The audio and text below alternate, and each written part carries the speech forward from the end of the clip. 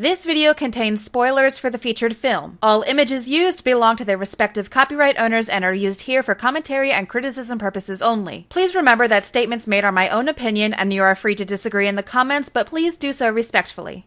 Hey there, Alley Cats, and welcome back to Movie Monday. Today, unlike most of the previous videos, we are actually going to be discussing and reviewing a good movie, La La Land, a romantic musical film released in 2016. Even though this was released a few years ago, this is actually my first time viewing this film because I had anticipated on watching it back in theaters when Movie Monday began as a series on my channel the first time around back in 2016. But then things happened that forced me to put my channel on the back burner for a while, and it just never happened. But this is a video that is quite long overdue, so if you'd like to skip the plot overview and get right to my thoughts on the film, you can skip to this timestamp in the video. With that being said, let's get right into it.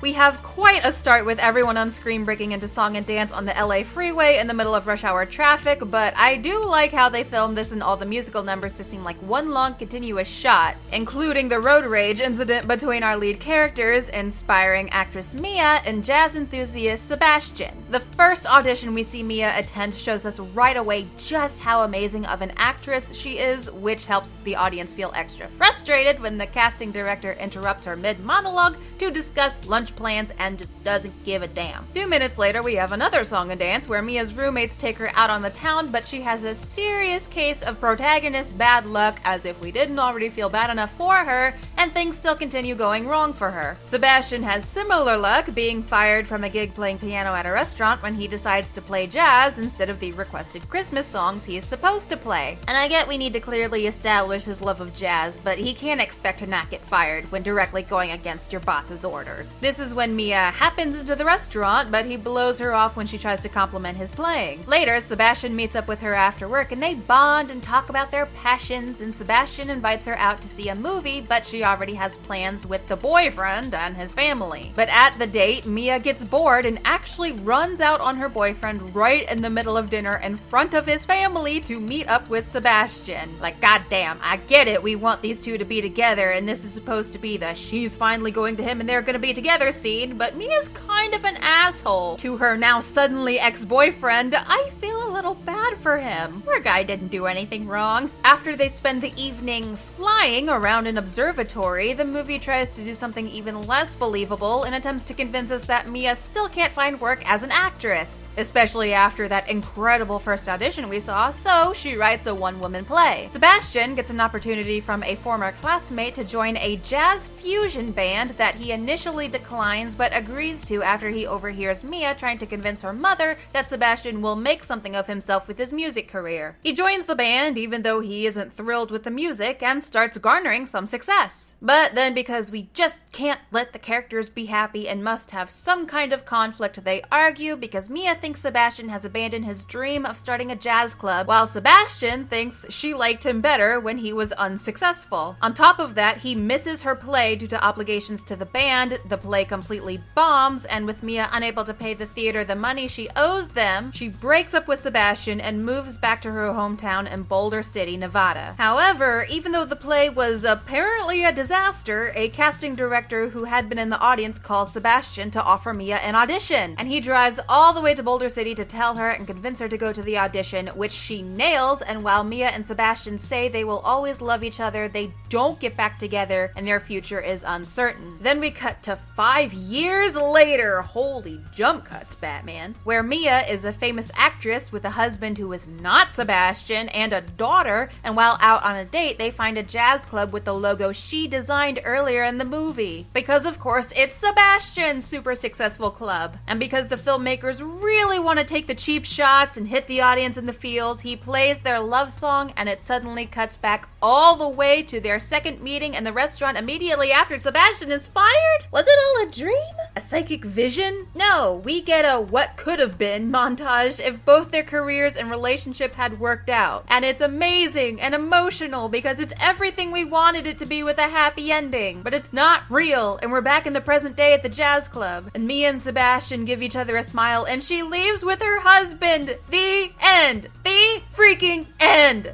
Ugh. Sometimes it's hard to judge a movie on its practicality when the characters are breaking into song and dance every 10-ish minutes, but I don't mind so much with this movie like I might for some others. The beginning is excellent, how we see the crappy day following Mia first, and then once they're about to meet the second time, we go back and follow Sebastian. It's a brief yet wonderful way to introduce the main characters and give us a look into their daily lives. And I like that the future couple bumps into each other twice and have negative interactions with each other both times, and things don't progress until months later when Mia has a boyfriend at the time, because that gives a better sense of reality when they don't fall in love at first sight and don't get together immediately. Though I have very unsure feelings with the mix of modern and old-timey technology, like the screenwriters couldn't quite settle on a decade to set the film in, but at the same time, it gives the feeling of a charming old-school musical with a strong dose of reality where things don't always work out and it isn't all sunshine and rainbows at the end. And I can't not give props to the leads, who both learned how to sing and dance just for this movie. And Ryan Gosling even learned how to play the piano as well. They have amazing chemistry together, which made it all the more sad when they didn't end up together at the end by the time the credits roll. I'm not bitter.